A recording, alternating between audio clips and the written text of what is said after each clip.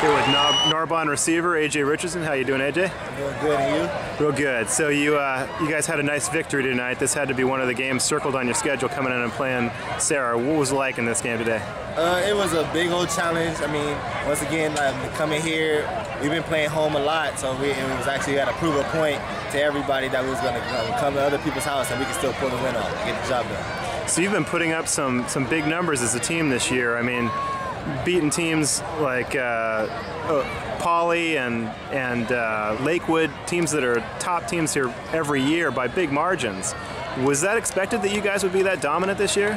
Yeah, we've been having the same team for actually a couple long times. So we've been having this team since we were sophomores, and sophomores we did okay.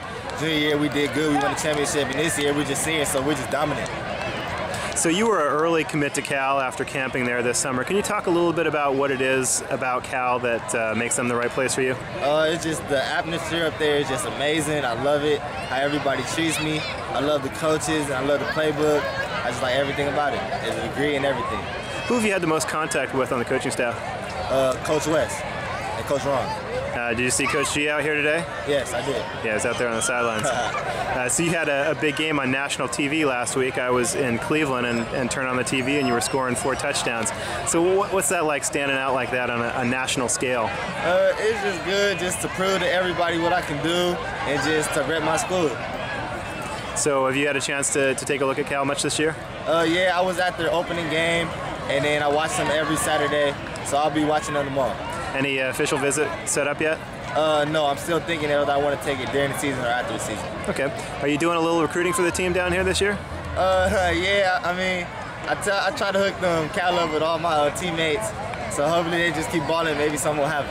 Yeah, well, congratulations on a great game tonight and a great season so far. You know, the kid's been starting since the 10th grade, and every year has gotten better and better. Because we have injuries, we're playing him outside. We prefer to play him inside, where he's a real big matchup problem.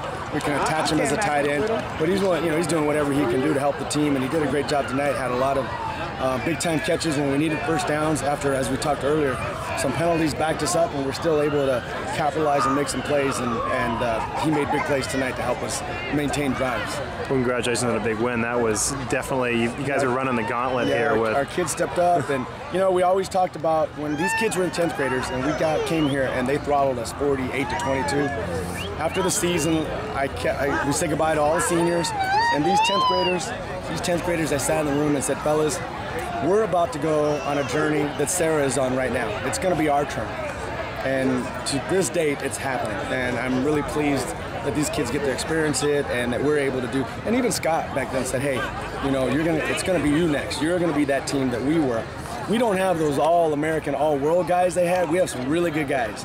But our team is very good, and we do a lot of good things. Now, we got a lot of work to do, obviously, with all those penalties, but the fact that we have guys that are just playing lights out and flying into the ball on both sides. It's great to have. So can you talk a little bit about what kind of player AJ is going to be at the next level? AJ Richardson's going to be, he is a hybrid guy. He can do so many different things, If they use him that way, with the ball in his hand in different ways. I mean, he's even our backup quarterback where we'll run him.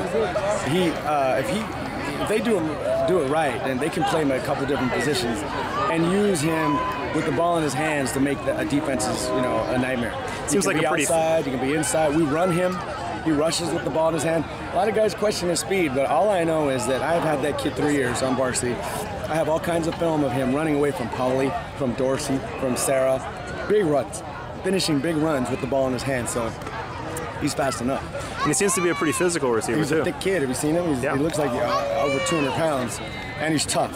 The kid is tough. So we attach him as a tight end sometimes, and then we'll run some play action stuff, and he's a nightmare, for a linebacker to chase. He does a great job. So the fact that he is that physically kind of, when we're out here, the guys are out here, man, those kids are built, And when they're in our whites, they do look really built. They do look good.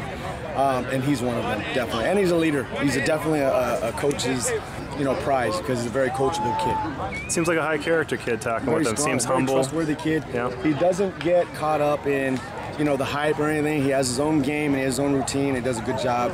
He doesn't need to be all screaming and yelling. Some guys need that, but that's not him. When he gets on the field, he's going to give you his best for the whole 48 minutes. Well, congratulations on a great game and a great season to date. Looking forward to seeing you in the state championship game. I just want to win next week, one more at a time. Yeah. Thank you. Thanks.